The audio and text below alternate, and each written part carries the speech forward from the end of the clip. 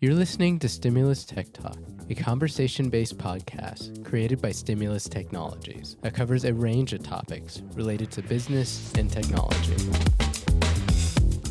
Welcome to Stimulus Tech Talk. I'm Sherry Lipp, the marketing manager at Stimulus Technologies, and I'm here with Nathan Whittacre, our CEO and founder of the company. And today we are going to be talking a little bit more about AI as it enters our daily activities at work, and we're going to be focusing on the legal industry. Welcome, Nathan. Thanks, Sherry, and welcome everybody. Hopefully, we can shine some light on where legal practices can go with AI in 2026. So before we start just on legal, why is it important for different industries to think about these kind of topics? Every industry has a specific need, and the implementations may be different by industry. What a accounting firm may use AI for is different than a doctor's office, may be different than a car dealership. And certainly there's a lot of opportunities for companies that have a lot of documentation and paperwork, like legal firms, to use AI to do automation and improve their workflows. So I think every industry has specific gains by using AI, but it's probably a little bit different depending on the industry. So what kind of AI tools might law firms be looking at? Well, I think there's some, right off the bat that you can think about, such as transcription and meeting summaries, depending on the states that you're in and what you're looking to do. Transcription services are a great way to start in your meetings, phone calls, client meetings, things like that. You can use AI services to perform transcriptions of the meetings. I'm not sure, if you want to take that, to court, but from internal use, that meeting transcription will help cut down on labor, having multiple people in the meetings or maybe somebody just taking notes. So that's a great way to use it. Other things to think about are calendar invites, meeting requests, things like that.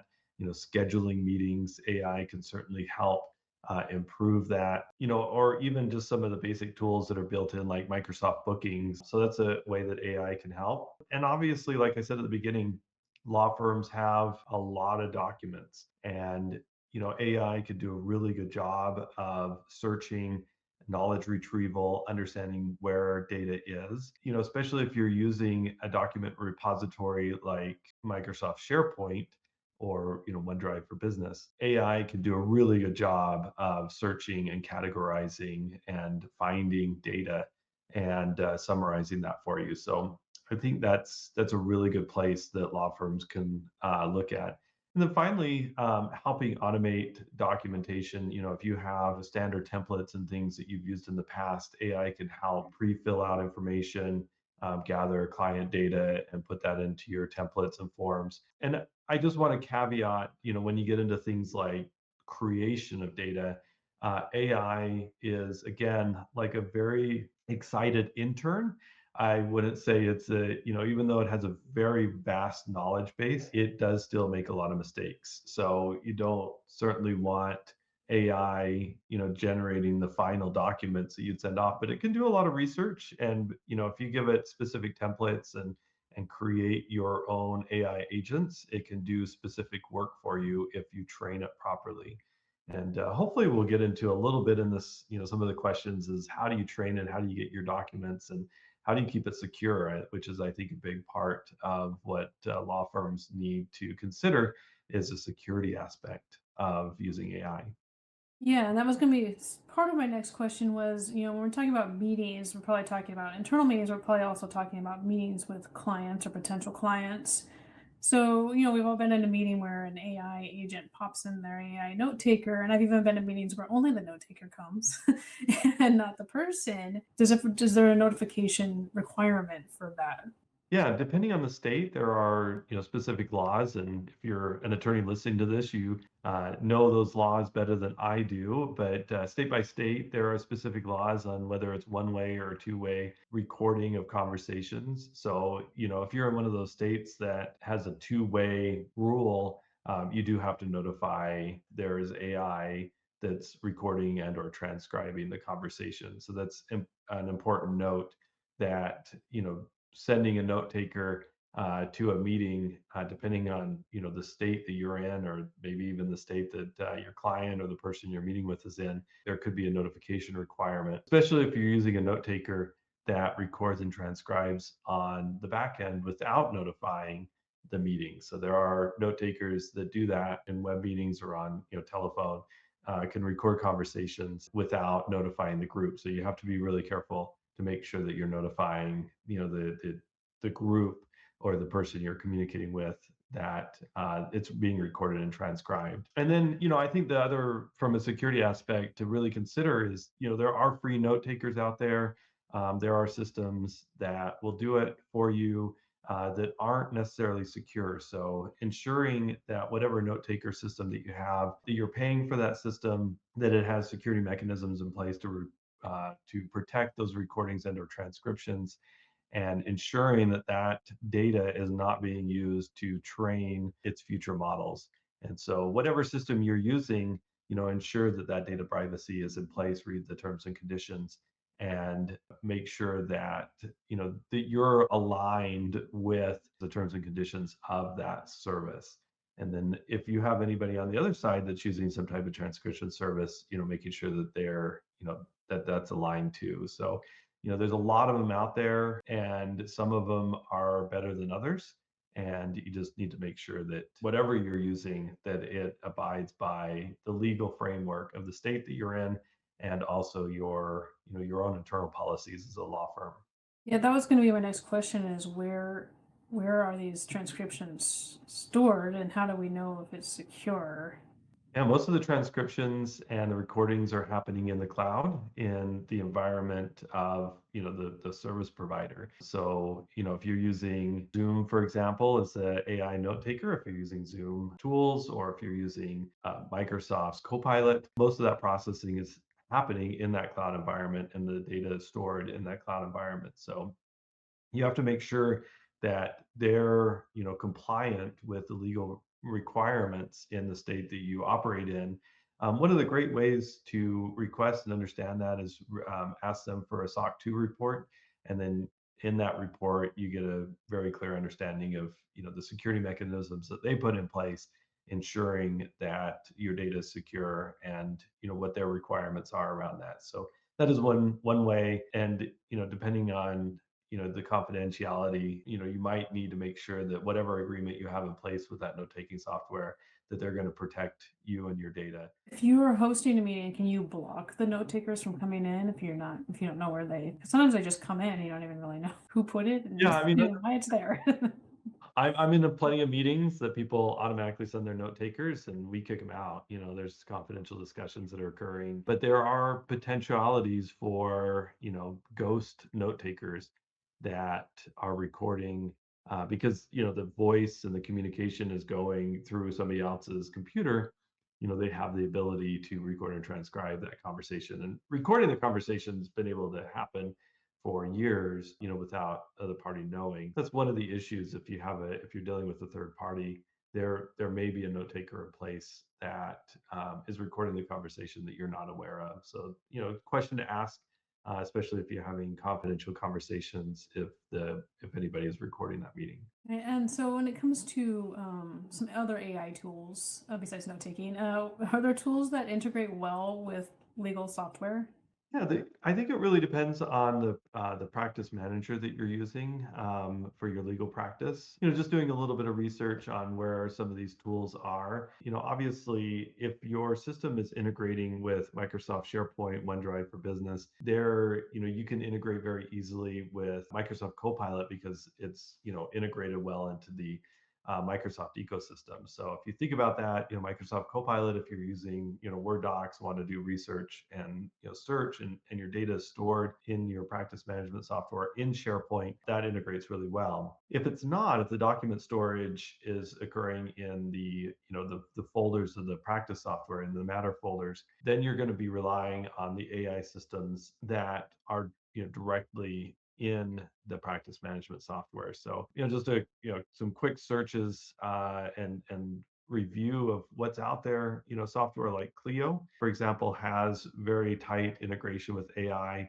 and they do a lot of automation using AI, and that's built into the practice management software. Other, tools may not have the same thing. So, for example, smaller law firms that we know of use Time Matters, and they really don't have, a lot of adoption for AI in that software directly. So, the AI implementation might be with your Microsoft environment, Microsoft 365, Outlook, and SharePoint and OneDrive. The integration with the time managed software, would have to be with a third party. Now, there is some options if you want it to get a little bit more complicated. A lot of practice management software, legal software will use APIs to do integration. So you can use a tool like Zapier to automate some tasks, but that's going to be requiring not necessarily programming knowledge, but understanding of how to create workflows and how to integrate with API. So it's definitely more advanced abilities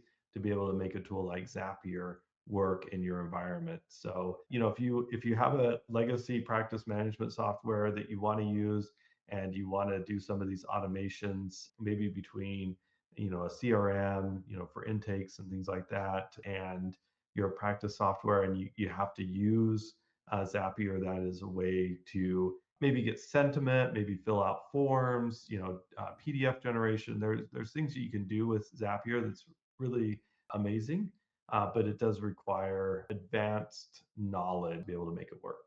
As an IT service provider, what do we want to see our clients doing before they implement these tools? Do we want to know about it before they start them? I think the first thing, and I'm talking hopefully an attorney's language, is you need to have a policy in place inside your organization of what your AI policy is as a practice. So that's the first place to start, is what's the policy and what are you going to accept and what are you going to use it. The next thing, which I think is a bigger problem for most organizations, whether you're a law firm or any type of small business, is organizing your data properly and making sure that your data is current, and then finally that you have the permissions set correctly in all your data. So if you've been around for a long time, Stimulus celebrated 30 years in last year in 2025. We have, proposals and quotes and marketing materials and sales materials going back 30 years. And AI could train on something that is 30 years old, which would produce bad information on the outcome. So if you have data inside your organization that's really old, you need to get it into an archive system. And so this is where we can help you, is create a very good SharePoint, file structure, and move the data out of your existing, live data environment into archive, so that any data that AI is searching and looking through is current and active. You just got to remember, like, if you brought on a new employee into your firm tomorrow and you said, well, here's all our cases, here's all the data and archive for those, go to town and have fun, and maybe it's doing that new employee is doing research and finds a case that's 20 years old, 30 years old, and bases how they're going to do the work in the future off of maybe templates and documents that you created 20, 30 years ago. That's probably not current. You don't want AI to do the same. So making sure that whatever data is getting, the AI systems are getting trained on, is the most current method of practice that you have inside your organization. That is what is not just an IT matter, but it is a matter for the firm to take care of. And so we can help you put the structure in place, but it really is on your staff to make sure that data is in the right place. And then we can also help you secure the locations to make sure that different people inside your firm don't have access to the things that they shouldn't have access to. So that's also where IT comes in to ensure confidentiality and compliance of your data. Have you seen specific compliance regulations around AI for businesses? I think the compliance side is lagging a little bit behind. We're relying on existing frameworks a lot, whether it's NIST or CMMC and the the defense Department of Defense space. There's different frameworks out there from an IT standpoint. And in the end, I think AI, what we're talking about from a compliance standpoint, is really just an IT problem. It's ensuring the data locations and the security is set up properly, that you have identity management, multi-factor authentication set up, you have audit logs, data retention requirements, all that's built into a NIST framework, for example, is good enough or for the AI compliance aspects. From a legal standpoint, there's grayer areas like copyright infringement, and is the AI generated materials novel or not? That's the question.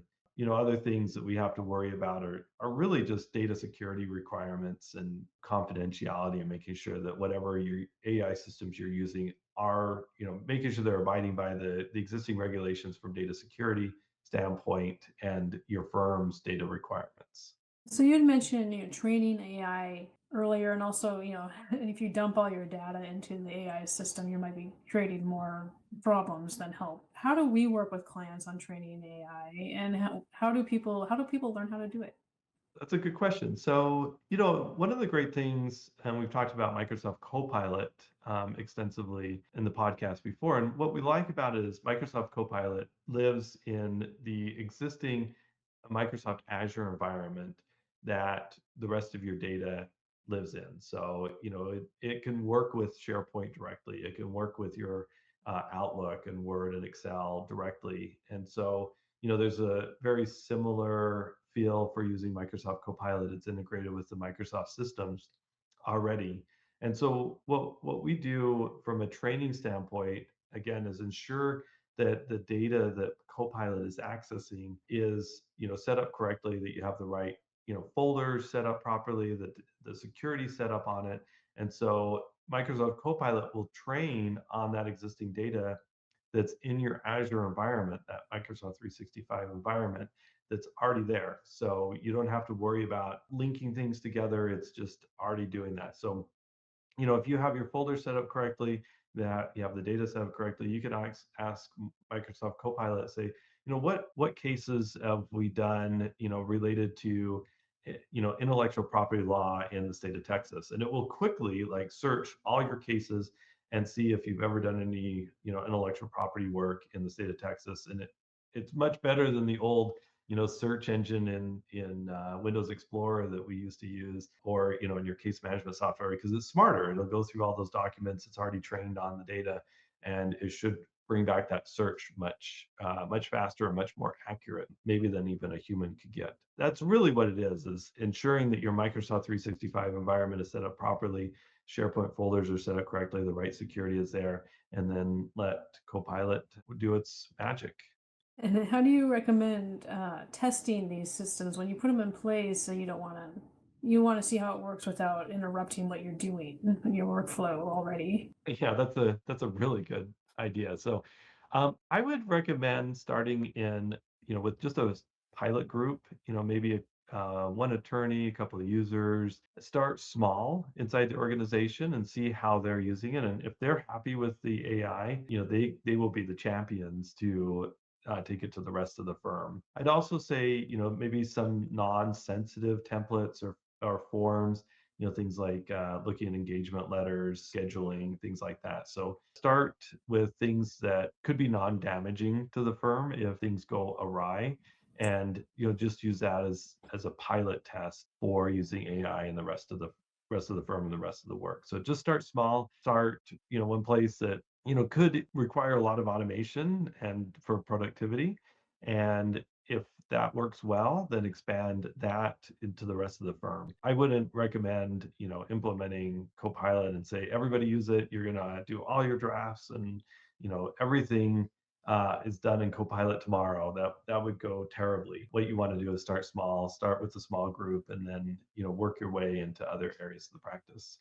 Since legal firms are, they're built on relationships with clients, how can they balance AI without losing that human element of the relationship? That's a good question. Just a quick, interesting story, how not to use AI. My wife recently was interfacing with another party, we could tell very quickly. She showed me some of these email communications of which emails were written by the person and which emails were written by some type of AI system. And it was so distinct. It was terrible how poorly. And it created a lot of distrust between my wife and this other person, this service provider, because she felt that the other party was not reading or understanding what she was communicating to the service provider. And it's very frustrating for her. So I think that's a very good point that if you're using any type of AI system, your clients don't want to talk to AI for AI's expertise. If they wanted an AI attorney, they could get their own ChatGPT subscription